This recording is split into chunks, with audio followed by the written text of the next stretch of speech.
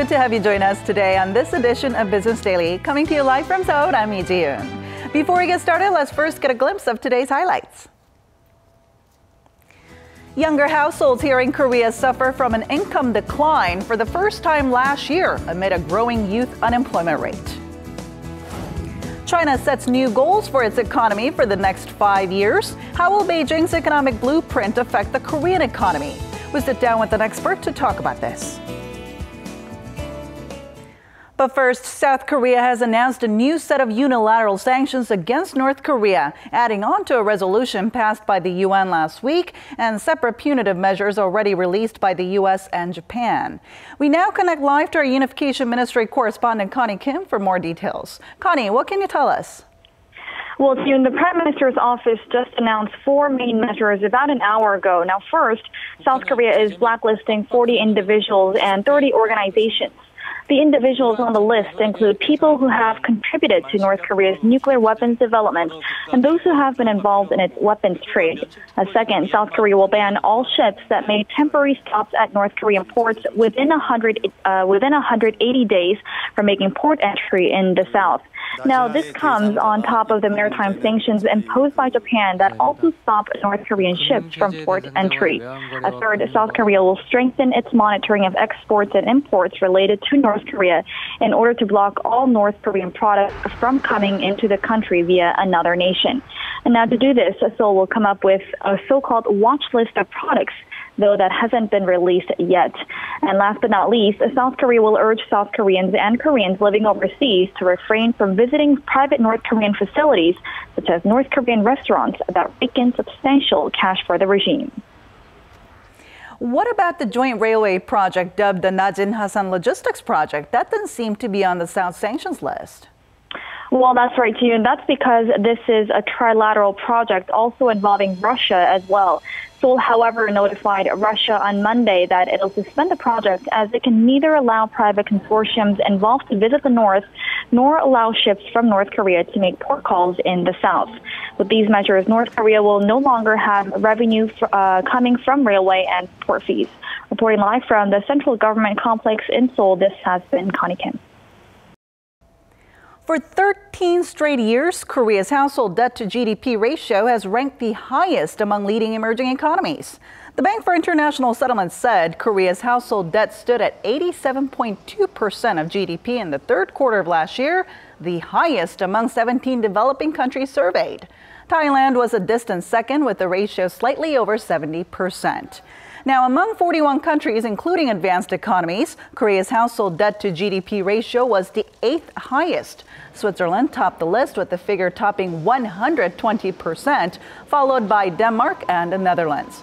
The central banks of such European countries have adopted negative interest rate policies in a bid to revitalize their economies.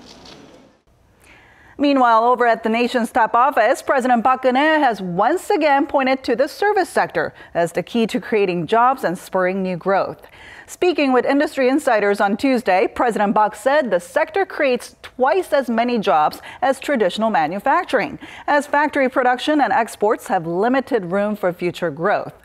The president pointed to developed countries with employment rates of over 70%, saying it will be impossible for Seoul to achieve similar figures unless the service industry expands. There, she also called on the National Assembly to pass a bill aimed at fostering the service sector, which has been pending for over 4 years now. The government estimates nearly 700,000 jobs can be created if the bill is passed. As if finding a decent job weren't hard enough, now comes some more bad news for Korea's young people. Households headed by those in their 20s and 30s have seen their incomes post a negative growth for the first time last year. And our Kim Min-ji tells us that this is leading to more problems for the economy down the line. Young Koreans may have to tighten their belts. According to Statistics Korea, households led by those under 39 years of age with 2 or more family members earned an average of roughly $3,600 a month in 2015. That's down 0.6% from a year ago and marks the first yearly drop since relevant data was compiled in 2003. And reflective of their lower income, they are also spending less. Last year, their household spending dipped almost 1% to about $2,800, the first drop since related records began.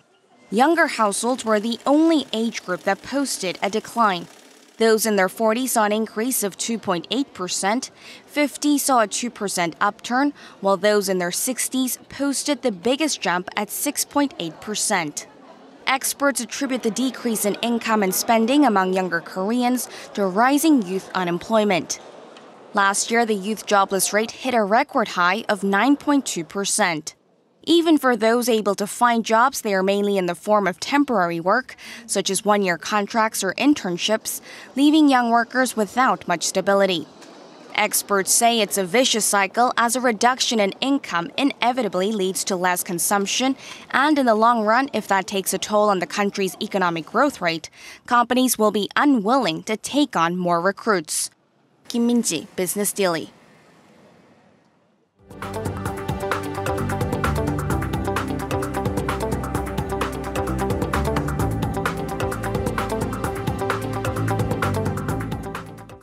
China's economy has been faltering, prompting concerns not only in the country but around the world. And at this year's National People's Congress, Beijing has announced a new normal for its economy. So, how will this shift in policies affect the Korean economy? Let's find out. The annual meeting of China's National People's Congress is underway as the country's top brass lays out various economic goals and areas of focus for the coming year. And this is where China's economic growth target has been set to the range of 6.5 to 7% this year and 6.5% or above through 2020. The target is aligned with China's goal of building a moderately prosperous society in all respects and the need to advance structural reforms. While China hopes to push through with structural reforms and dispel fears of a hard landing, it still remains to be seen whether it will be able to effectively implement these changes to stabilize market sentiment and get its economy back on track. And to tell us more about this, Professor Yang Jun-seok from the Catholic University of Korea joins us in the studio today. So good to see you, Professor. Happy to be here. All right, so the National People's Congress kicked off in Beijing, and from what has come out of it so far, we're hearing of China's new goals. Can you tell us how would these new goals would affect Chinese economy as a whole? Okay, well, the big news is that they sort of lowered their growth expectations. Instead of 7, 8, 9% growth that they had in the past, they said that the growth expectation is somewhere between 6.5 to 7%. So they lowered their growth expectation and they've offered a range rather than a single target number. More interesting is that they would they would have an expansionary fiscal and monetary policy. In the speech itself, they said that they will have prudent monetary policy and expansionary fiscal policy, but some analysts are actually questioning that statement once they look at the numbers. They believe that they will have a very expansionary monetary policy and a very small fiscal expansion.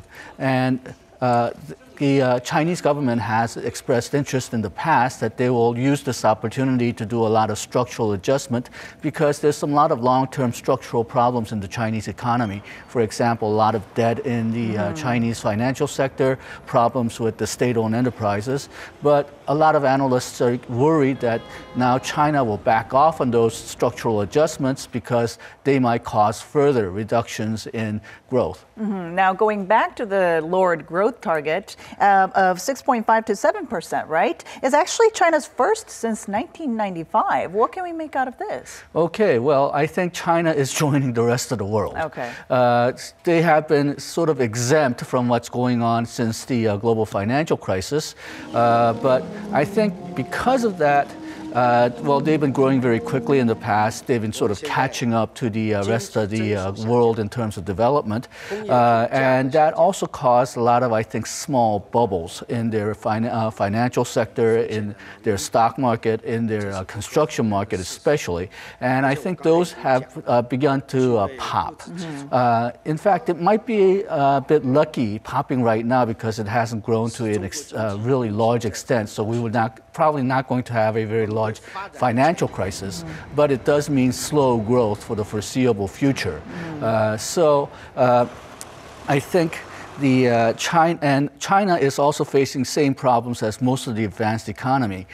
Because of the lower global demand, they have a choice on whether they want to expand the policies, have an expansionary policies, which means more debt, or they may want more debt will mean slower growth in the long run. Right. So a lot of economies, Europe, Korea, Japan, are facing the problem, do we want short-term growth at the expense of long-term growth or long-term growth at the expense of short-term growth?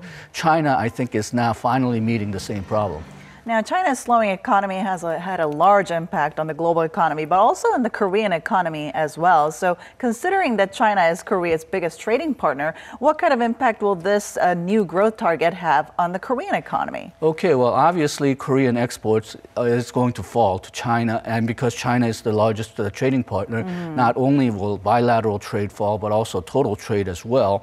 Having said that, though, China could not keep up with 10% growth forever.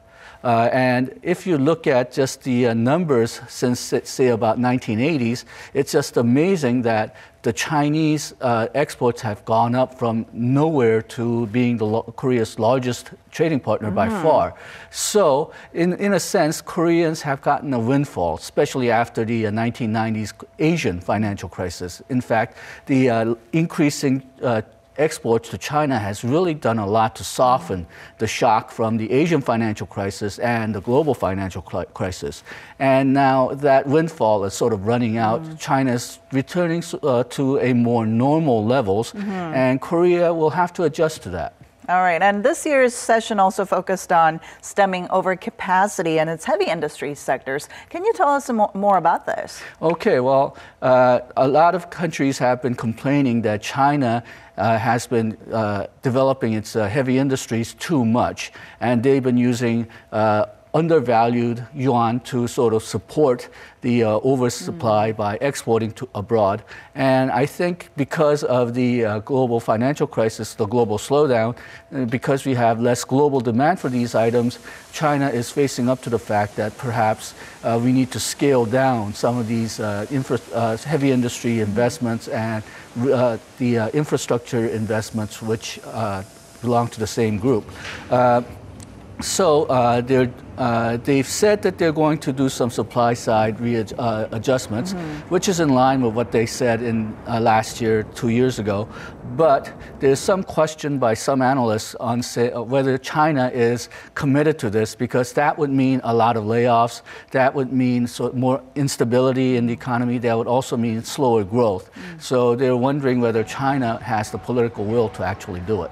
But then I'm thinking that if China is willing to tackle overcapacity, then wouldn't this actually help Korean industries? Well, it might help Korean industries in the long run or medium run, but for the next 2 or 3 years, I'm not sure if it'll help at all, because the key problem here is lack of global demand.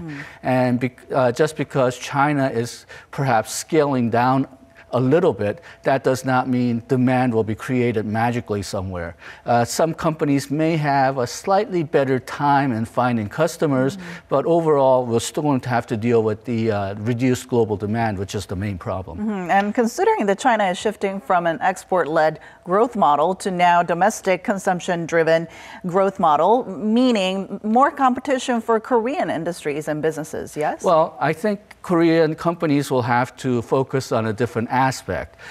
So some companies will be harmed, some companies will gain, but now Korean companies will have to go and attract Chinese customers. Instead of selling parts for exports, we're going to have to sell things that Chinese consumers want to buy. So that would mean flexing a different set of muscles. So in a sense, the job for some Korean companies have gotten a lot harder. We're going to have to figure out what Chinese consumers like instead of just selling parts to order. All right, then how do you think this fiscal policy reforms coming out of China will impact the Korean economy as a whole? I know the MPC meeting is still ongoing, but... Okay, well, as I said, some analysts are questioning whether China is really committed to increasing their fiscal policy by a lot. But one thing that is interesting is that instead of investing more in infrastructure and heavy industries, they say that they're going to shift to tax cuts. Now, that has two purposes, I think. First is to increase entrepreneurship. Less taxes means that more people can create their own firms, so that they want to have more entrepreneurial spirit in their economy. Second, reduced taxes means that hopefully Chinese consumers will consume more. So that is how they're going to switch from export-led to a domestic-led economy. And I think there's a lesson for Korea there. I think because Korea had such successful export-led development path, Korea is utilizing the domestic economy. We've always so focused on exports. But I think Korea also should try to strengthen its domestic economy as well. Right, considering that exports are struggling right now. Exactly. The problem is reduced global demand, and because Korea is such a small part of the global economy, we really can't do much to pick up the global demand. But domestic consumption is something that we can do something about. All right. Thank you so much for coming in today, Professor. Thank you.